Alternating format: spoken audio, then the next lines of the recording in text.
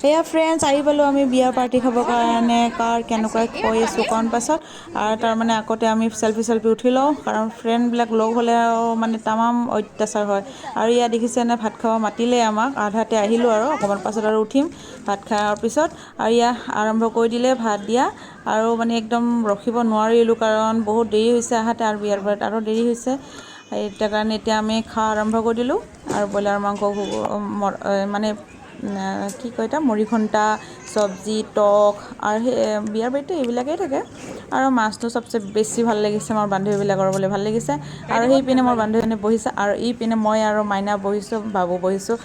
লাষ্টত মই ছাগলীৰ মাংস লৈছোঁ প্ৰথম খালোঁ ব্ৰইলাৰ মাংস তাৰপিছত মাছ খালোঁ লাষ্টত খালোঁ মই ছাগলীৰ মাংস খাই লৈ হেনা এতিয়া শেষ হ'ল আৰু ফিনিছ কৰি আহি হেনা এতিয়া আমি আহিছোঁ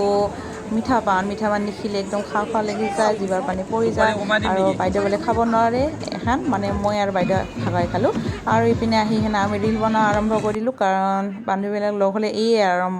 চেল্ফি আৰু ৰীল বনোৱা